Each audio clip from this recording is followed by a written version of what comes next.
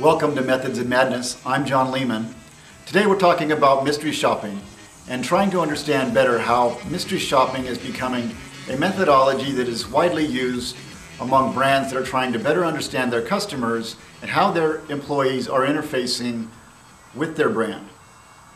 With us today I have Peter Thorwarth, President and CEO of BMA Mystery Shopping. Peter's been kind enough to take some time out and explain to us the pressures that the mystery shopping industry has been under lately and how their group is working around it and leveraging their huge network of mystery shopping around America.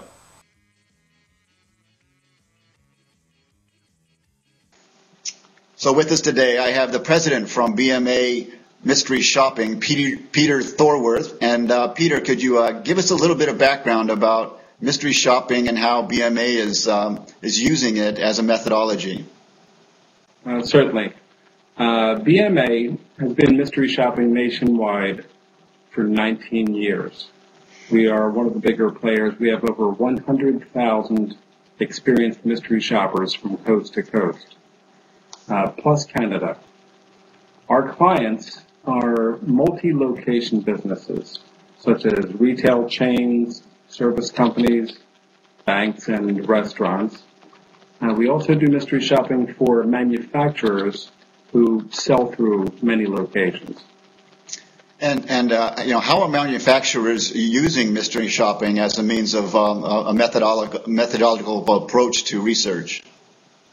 Well, with regard to manufacturers specifically, they will have us send mystery shoppers into retail locations, usually of multiple chains, to look at the display to see if the displays that they sent out to those chains got set up, are working properly, have the proper pricing, maybe there should be rebate forms and so forth. So they use us to see if those kind of programs are working properly and on display the way they should be in the stores. And the mystery shoppers in the same trip can also report on how they are treated and what products are recommended. So, for example, if they go into a store asking about car or truck batteries, they can find out which brand is mentioned. Did they talk about an extended warranty? Did they talk about upselling in one fashion or another?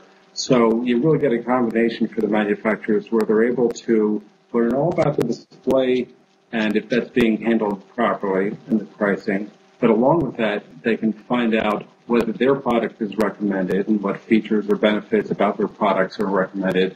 Or, worst case scenario, if in the stores the salespeople are actually recommending their competitors' products.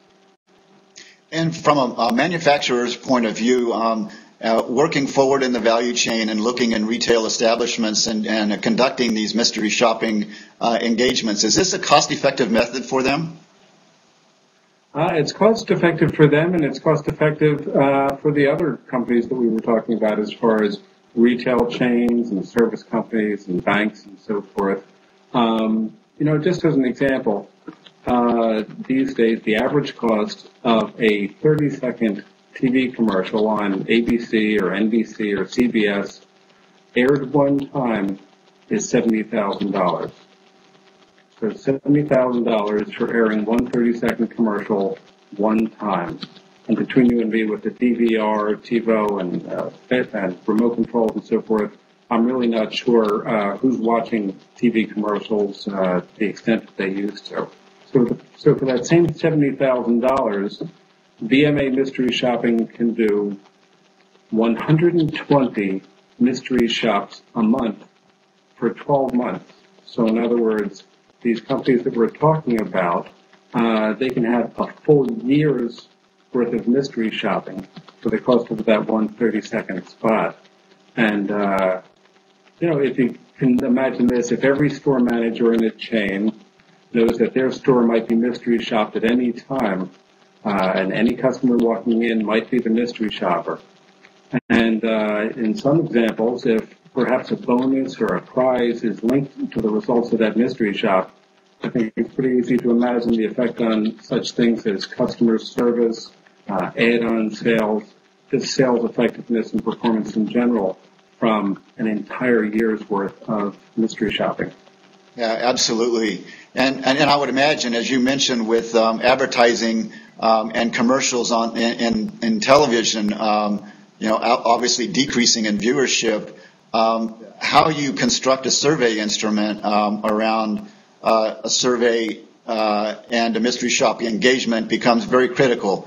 What do you typically include in a survey instrument when you're doing a survey through mystery shopping? Well, creating the surveys is always done custom for each client because we're trying to create something that exactly meets whatever their specific concerns and priorities are. So we really start from a blank piece of paper, you could say, but we're doing this with 19 years of experience of working for everybody from Nielsen and NPD and so forth through Corning and Reebok and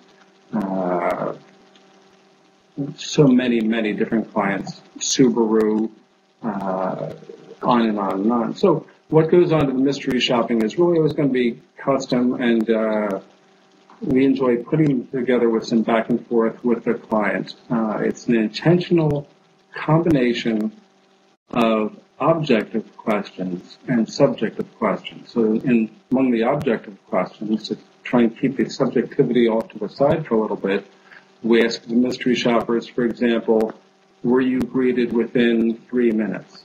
They either were or they weren't. That's yes or no. Did the sales associate have a name tag? That's a yes or no question. So again, we try and include as many objective questions as we can, but then we also incorporate a certain set of subjective questions based on what's high priority for that client. For example, if you were the manager of this store, what would you do differently? How helpful was the salesperson and why? And in the case of the whys and the other comment sections, we have a system whereby we can make sure that the mystery shoppers provide us with long comments, not one-word comments, but we can even dictate the minimum number of characters they're going to answer for comment sections like that. Mystery shopping's been around for a long time, and I'm curious to know what are some of your challenges now to get a customer to really understand the value of mystery shopping, and maybe some of the challenges that you're facing in the field and conducting some of the interviews. Well, there's two sets of challenges. One is really peculiar in a sense, and kind of a warning that I want to share with the entire world if I could. And that is that unfortunately there are scammers out there that are pretending to be mystery shopping companies. In fact, there's companies that have copied our website, BMA's website, and other mystery shopping companies. They've done the same thing.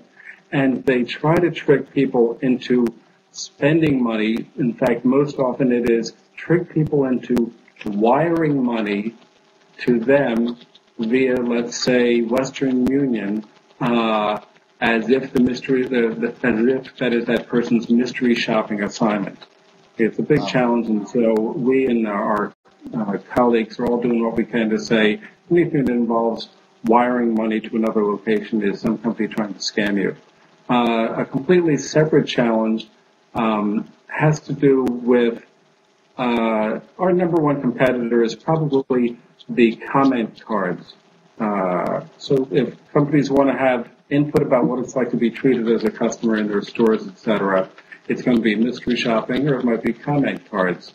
Well, what we've read from many objective sources is the comment cards tend to be people who've had either a very great experience or a very bad experience.